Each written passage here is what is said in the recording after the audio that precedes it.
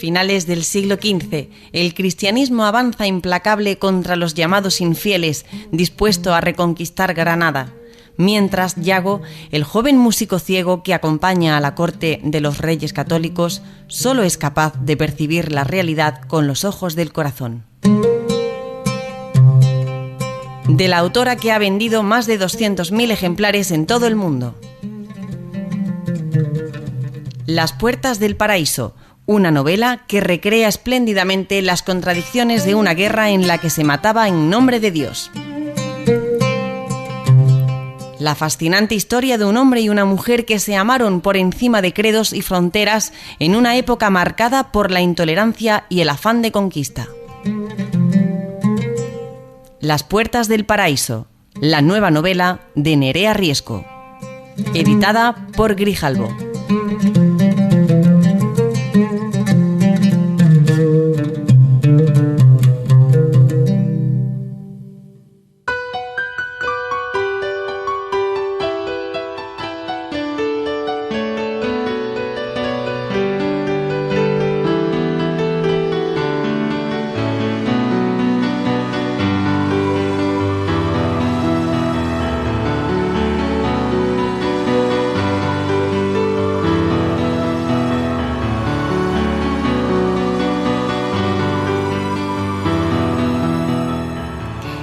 Hola, ¿qué tal? Buenas tardes, amigos y amigas de las letras. Bienvenidos un día más a nuestro Pasen y Lean, un Pasen y Lean en el que ya saben tenemos cabida para todo, un poquito de todo. Tenemos entrevistas, tenemos nuestra agenda, tenemos ese nuevo espacio en esta nueva temporada en la cual buscamos a músicos, a intérpretes musicales que hayan tenido un punto de inspiración dentro del mundo de la literatura, canciones, temas musicales que se encuentran inspirados, que tienen relación con algún libro. Nosotros comenzamos en el día de hoy con una persona que ya nos visitó la temporada pasada, con Juan Cuadra. Él nació en Málaga en 1978. Tras iniciar una carrera de medicina, decide que ya no quiere ser médico y la abandona 2 años después. Entonces se pasa a la filología hispánica. En el año 2000 escribe la aventura de 3 volúmenes Spanish Show para el juego de rol, para un juego de rol basado en los cómics de Cels Piñol. También escribirá una aventura para Dragones y Mazmorras que no llegará a editarse. 3 años más tarde comienza su andadura con la editorial Debir, donde trabajará durante varios años como traductor de la serie Reinos Olvidados. Desde el año 2006 compagina las tareas de escritura con la docencia, ya que es profesor de lengua castellana y literatura en varios institutos de la provincia de Málaga y Almería. Él dice de sí mismo en su blog, ya lo comentábamos en la temporada pasada: empecé mi carrera en lugares extraños, pero poco a poco fui encontrando la dirección correcta. Y parece que la dirección correcta es esta serie de novelas de las que ya nos comenzó a hablar hace unos meses. Ahora llega a presentarnos su último trabajo, un último trabajo que casi está, pues quemando calentito porque acaba de salir al mercado. Se llama El libro de la sombra, la saga de la ciudad 2. De él, pues podemos leer en su sinopsis esto: imagina un lugar donde todo está permitido, todo. Vuelve a imaginártelo y ahora imagina lo que serías capaz de hacer para entrar en él o para salir. La ciudad ya no es la ciudad es una cárcel, la ciudad es una trampa, la ciudad es un gigantesco hechizo fabricado por los arcontes y sus habitantes, que son un poco más que autómatas, figurantes grises e indiferentes a todo lo que sucede en su corazón. Asesinos, violadores y torturadores han construido su propia versión del infierno.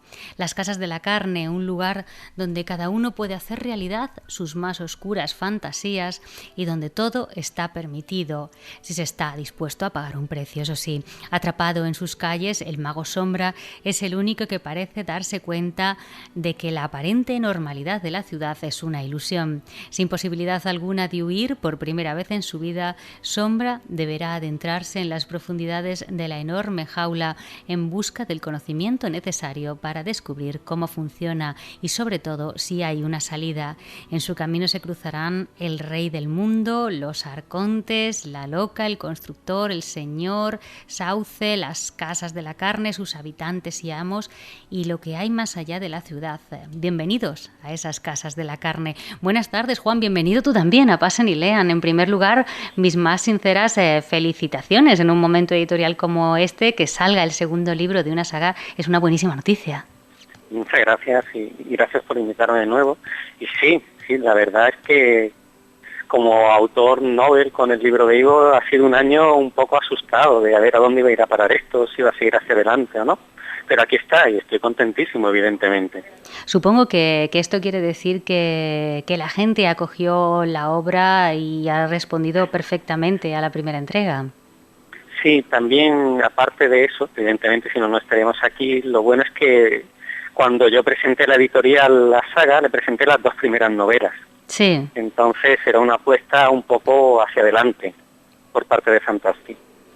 Total, que cuando el lector se asome dentro de las páginas de El libro de Sombra, ¿qué es lo que va a encontrar?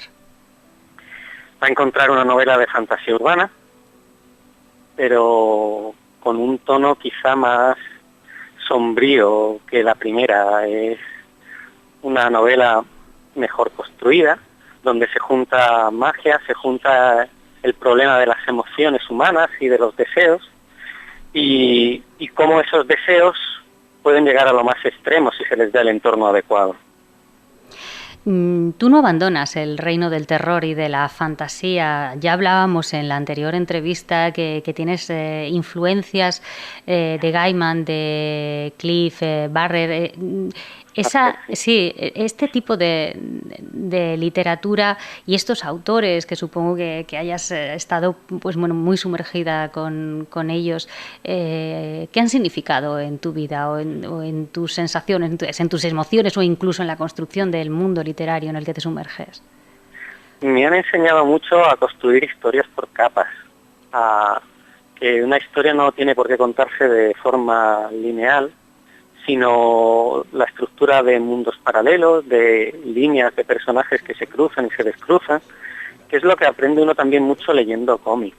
Pero el horror, más que género o temática, te lo he dicho alguna vez, es el contar una historia detalladamente. No es como el cuento infantil en el que cada uno pone su nivel de miedo, ¿no?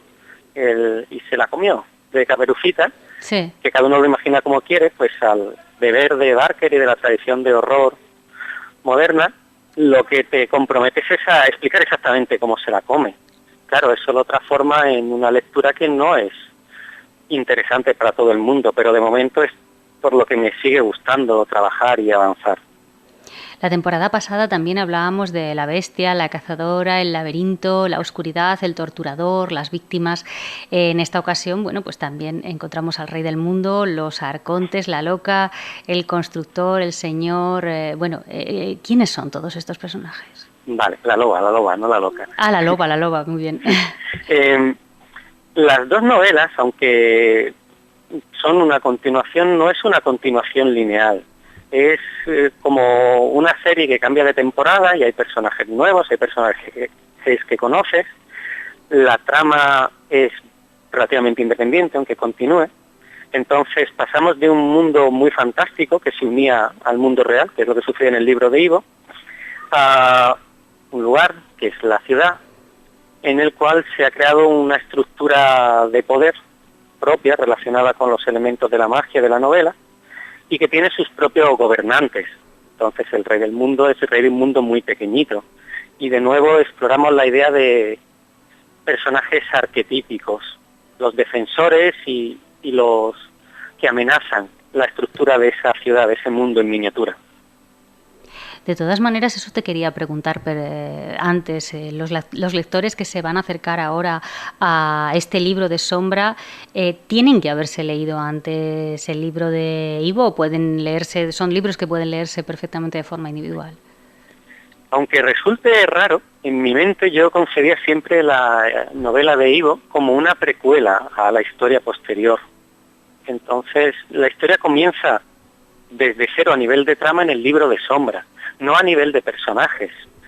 Parte del trasfondo de Sombra y de los personajes que aparecen en el libro de Sombra se plantean ya en el libro de Ivo. Pero a lo mejor un personaje que era completamente secundario en la primera novela, aquí pasa a un lugar central y ya sí nos preocupamos por conocerlo. Ese nivel, pues puedes ver Los Vengadores 2 sin haber visto la 1, pues sí, claro que sí. Y yo creo que sí, que es una novela que es disfrutable por sí misma, sin el nivel de detalle de la primera, pero parte de mi intención era eso, contar historias diferentes dentro del mismo mundo, dentro de la misma línea argumental, como sucede con los cómics habitualmente. ¿Qué nos puedes contar de la ciudad y de esos habitantes que hay en ella? En el libro de Ivo se exploraba el qué pasa si nos volvemos todos locos un día. Pero la ciudad es, digámoslo así, un parque de atracciones perverso.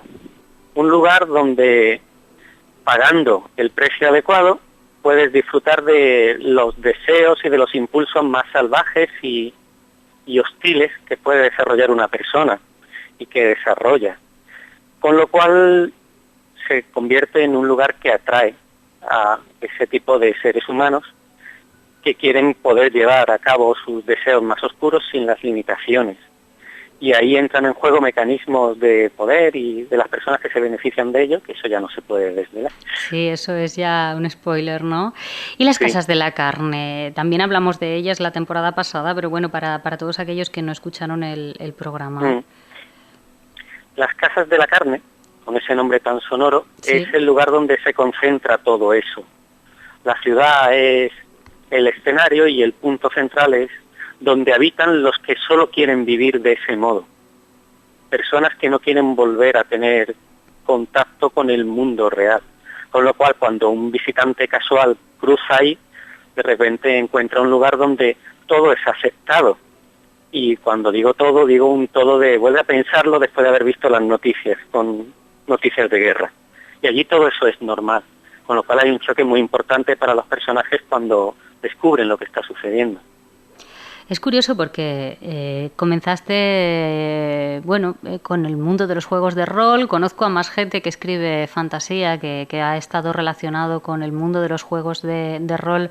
Al final me da la sensación de que toda la gente que os gusta adentraros a la hora de escribir en el mundo de la fantasía es que ya habéis estado sumergidos anteriormente en esos personajes. O sea que sois un poco, en este caso más aún que cualquier otro autor, los propios personajes, todos los personajes de vuestras propias novelas, ¿no? Es un modo de construirlo, sí, que se te marca mucho. En mi caso, me ayuda a entender las reglas que quiero que funcionen en el mundo, porque cuando escribes novela más realista o novela histórica, están muy claras cuáles son las normas, no te puedes sacar demasiadas cosas de la manga. Pero cuando escribes fantasía tienes que construir ese sistema de reglas, ese andamiaje que es válido y que no, para que sea coherente, y ahí es donde todo el bagaje de rol que llevamos por detrás pues se mete, porque es lo que estás acostumbrado a hacer. Primero tenemos unas normas para que funcione el mundo y después ya podemos contar la historia con ese mundo en marcha. Estaba pensando que, bueno, tú comenzaste, como decíamos al comienzo del programa, que empezaste a estudiar medicina, luego lo dejaste, ahora eres profesor, y me preguntaba cómo llevan tus alumnos tus historias. ¿Son lectores de tus obras? Tengo que decir, desgraciadamente sí, desgraciadamente, porque este año doy clase a alumnos bastante pequeñitos, de 12 años, y esto es una lucha a brazo partido para que no se lean mis libros. Ah, pero bueno. No tienen... Y eso, una explicación. Necesito una explicación. ¿Por qué no quieres que se los lean? ¿No están preparados o qué? A ver, con 12 años son novelas que están pensadas para un receptor adulto, que hay violencia muy explícita, hay sexo muy explícito, todo muy detallado. Entonces, claro, con 12 años te encuentras alumnado muy curtido y alumnado muy inocente. Y ves caritas sonrientes diciendo, qué guay, el libro del profe. Y yo, no, ¿por qué vas a leer eso? Conserva tu infancia. O sea, que veo que no vas a poder influir en los futuros lectores porque no les dejas tú, ¿eh? Bueno. No me hacen caso, se lo leen igual. Bueno, entonces está bien. Eso quiere decir que estamos haciendo algo bien, si tienen ganas de leer. Imagino que este libro te lleva a otro libro. ¿Hay un tercer libro de la saga de la ciudad? Hay un tercer libro que está casi terminado ya, además. Y es que encima eres súper fructífero. ¿Tú de dónde sacas el tiempo? Yo me pregunto. ¿cómo? No lo sé. Yo tampoco lo tengo claro. Pero entonces ya lo tienes terminado y estás ya a punto de terminarse. Sí, debería estar listo el borrador medio definitivo, porque es la suerte que tengo, que me salen los borradores bastante coherentes, a final de año, para diciembre, enero, debería estar y ya para el primer tercio del año dejarlo completamente terminado. También es una historia que es larga porque luego hay una cuarta parte que ya sí cierra todo el conjunto, y cuando yo me embarqué en esto, que fue hace 3 años en realidad, no era consciente de la cantidad de tiempo que me iba a llevar. Sí. Con lo cual estoy haciendo las cosas bien, pero quiero darle ritmo para acabar la historia como se merece y poder iniciar otras historias en paralelo. O sea, que veo, iniciar otras historias quiere decir que ya tienes un montón de cosas en mente. Oh, madre mía, qué miedo me das. No sabes cuánto me alegro de que esté ya en el mercado. Ha salido hoy, ¿no? ¿O salía ayer? Ha salido hoy, 22. Sí, pues no sabes cuánto me alegro de que tu nuevo libro esté en el mercado. Te deseo muchísima suerte y que las puertas de Pasen Ilean están abiertas pues, para lo que tú desees. Ya nos contarás cuando vengas por Sevilla para acercarnos a la presentación. Sí, en algún momento iremos por allí. Muy bien, pues muchísimas gracias, Juan, por estar con nosotros. Un placer. Un abrazo.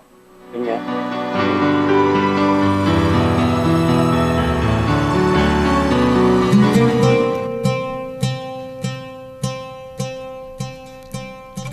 Finales del siglo XV, el cristianismo avanza implacable contra los llamados infieles, dispuesto a reconquistar Granada. Mientras Yago, el joven músico ciego que acompaña a la corte de los reyes católicos, solo es capaz de percibir la realidad con los ojos del corazón. De la autora que ha vendido más de 200.000 ejemplares en todo el mundo. Las puertas del paraíso, una novela que recrea espléndidamente las contradicciones de una guerra en la que se mataba en nombre de Dios. La fascinante historia de un hombre y una mujer que se amaron por encima de credos y fronteras en una época marcada por la intolerancia y el afán de conquista.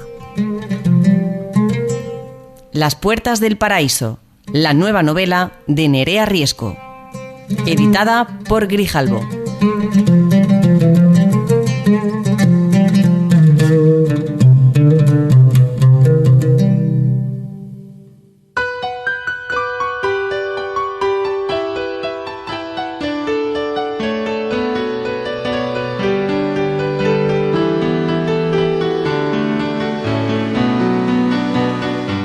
Pues aquí continuamos en Pasen y Lean con este espacio dedicado a la música inspirada por la literatura. Ya saben, poemas, novelas que han dado un punto de inspiración para grandes artistas musicales. En este caso vamos con Emily Bronte y con su obra Cumbre, nunca mejor dicho porque se llama Cumbres borrascosas. Es una narración, como ustedes bien saben, de una historia dramática y trágica. Comienza con la llegada de un niño, Heathcliff, al hogar, el cual es traído por el padre de la familia desde Liverpool. Ignoramos de dónde ha salido esta criatura que va a trastornar por completo la tranquila vida de esta familia adoptiva.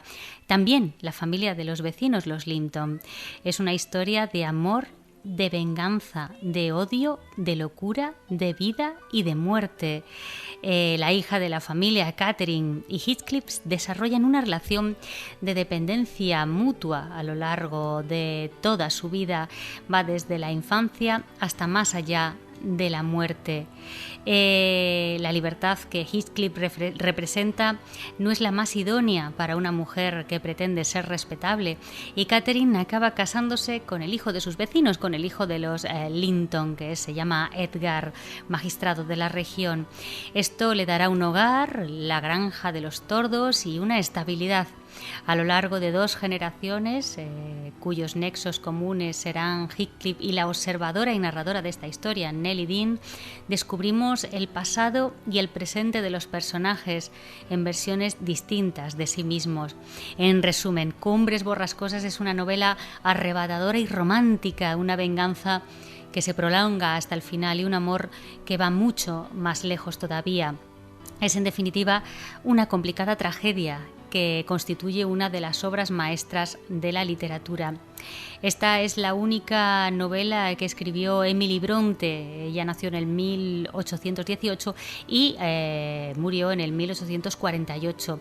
El resto de la creación de Emily Bronte está formada por poemas publicados en diversas ediciones, entre los cuales destacan los relativos a Gondal, donde pueden encontrarse paralelismos o similitudes con Cumbres Borrascosas. Ella, Emily Bronte, escribió, como les digo, esta única novela y publicó un libro de poesía junto con sus hermanas. Es un clásico de la literatura, estas Cumbres Borrascosas. Si no lo han leído, les recomiendo encarecidamente que lo lean, el clásico de la literatura inglesa. Y ella, bueno, pues la autora es una de las mejores poetisas de Inglaterra. La canción inspirada en esta obra es una canción de Kate Batch, que la lanzó al estrellato en enero de 1978. Esta canción se convirtió en número 1 en el Reino Unido y sigue siendo hoy en día su tema musical más vendido. La canción aparece en el álbum de presentación, en el de 1978, y también fue regrabada en 1982. Fue el número 32 en la revista Q de los 100 mejores sencillos de todos los tiempos, votada por los lectores. Escrita por Batch cuando ella tenía 18 años, la canción se basa en la novela del mismo nombre. Kate Batch se inspiró para escribir en la canción en los últimos 10 minutos de la versión cinematográfica de 1970, Cumbres Borrascosas. Al leer el libro descubrió que comparte su cumpleaños el 30 de julio con Emily Bronte. La cantante, escribió la canción para su álbum en unas pocas horas por la noche, dice. Además utiliza varias citas de la protagonista, de Catherine, sobre todo en el estribillo. El estribillo dice: déjame entrar, tengo mucho frío. Así es como en los versos con la confesión de Catalina a su sirvienta de los malos sueños en la noche. Está cantada desde el punto de vista de Catherine, de Catalina, y como ella se le aparece a Heathcliff en la ventana para que le deje entrar. Esta escena romántica toma un giro siniestro si se tiene en cuenta los acontecimientos del libro, porque Catherine podría ser un fantasma llamando a Heathcliff a unirse a ella en la muerte. Se hicieron 2 videoclips para este tema, para el de Cumbres Borrascosas. En una versión vemos a Batch interpretando la canción en un cuarto oscuro lleno de nieve blanca, vistiendo un vestido blanco. Fue un videoclip lanzado en el Reino Unido. En el otro videoclip la cantante baila en un ambiente al aire libre mientras viste un vestido rojo. Ese fue el videoclip que se lanzó en los Estados Unidos. La canción alcanzó pronto el número 1 en el Reino Unido y permaneció allí durante 4 semanas. Este es el tema que la catapultó realmente a la fama. También es una canción que fue éxito en Australia y que yo creo que ha llegado y ha tocado el corazón de muchísimas personas. Ya no hablo más, les dejo con este tema musical inspirado en la obra de Emily Bronte, Cumbres Borrascosas.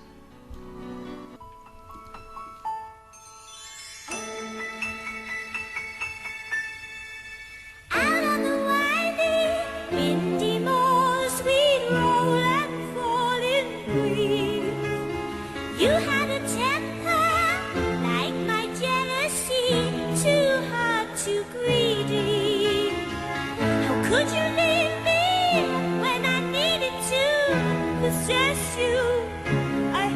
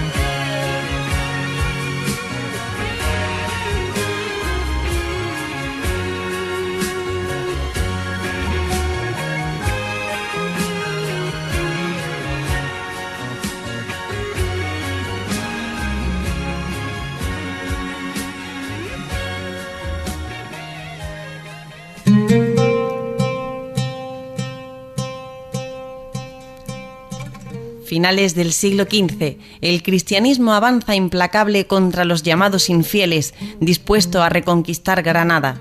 Mientras Yago, el joven músico ciego que acompaña a la corte de los reyes católicos, solo es capaz de percibir la realidad con los ojos del corazón.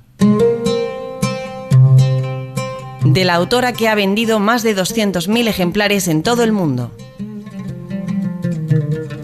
Las puertas del paraíso, una novela que recrea espléndidamente las contradicciones de una guerra en la que se mataba en nombre de Dios.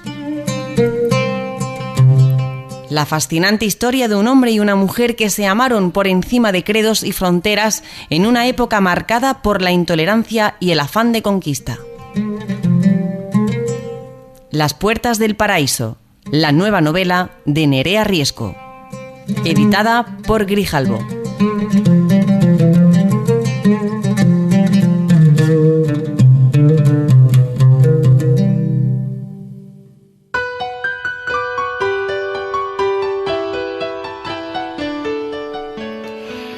Pues ya casi le ponemos el punto final a nuestro programa, a nuestro Pasen y Lean del día de hoy. Como siempre les digo, bueno, pues este es el momento de hacer el repaso de la agenda cultural de la semana. Nos vamos hasta FNAC Sevilla. Allí nos encontramos con diversas actividades que ustedes podrán realizar. Les recuerdo, FNAC Sevilla está en la Avenida de la Constitución, muy cerquita de la Catedral.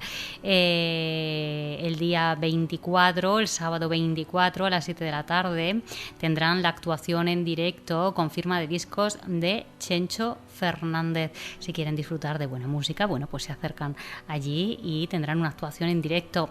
El martes 27, dentro de unos días, a las 7 de la tarde, habrá Cineforum con la película Magical Girl. Espero que la disfruten, es una buena película, así que acérquense allí al Cineforum de FNAC a las 7 de la tarde. El día 28, miércoles, tendremos la presentación de Morir es relativo con Eduardo Cruz. Yo les recuerdo que Eduardo ha estado en nuestro programa en 2 ocasiones, en la primera temporada y en la segunda. Precisamente en la segunda nos estuvo hablando de esta novela, una novela que, si recuerdan, es una novela negra pero con tintes humorísticos, así que es algo muy divertido. No deberían de perdérselo, esta presentación. Morir es relativo, a las 7 de la tarde el día 28 de este mes en FNAC. El día 30, el mismo a la siguiente semana, un poquito antes de nuestro programa, habrá un pre-Halloween también allí en FNAC, algo que seguramente les va a divertir muchísimo a todos los que se acerquen, pero que sepan que se trata de la presentación, o por lo menos hablar, porque la presentación ya se hizo de forma oficial, pero por lo menos hablarán de esas casas encantadas en Sevilla por José García Bautista. Yo espero que ustedes se lo pasen muy bien con nosotros, que vuelvan a acudir a nuestras citas semanales. Es a las 7 de la tarde, a las 6 de la tarde de los viernes, así que ya lo saben, no se despeguen de su receptor de radio, porque nosotros estamos encantados de tenerles al otro lado también de esta vitrina en la radio. Tengo a Chencho Vidal, el encargado de toda la técnica, y bueno, al que le debemos que puedan estar ustedes escuchándonos en el día de hoy. Si van a salir con el coche, como les digo siempre, tengan mucho cuidadito. Reciban un abrazo muy fuerte de Nerea Riesco. Les espero la próxima semana.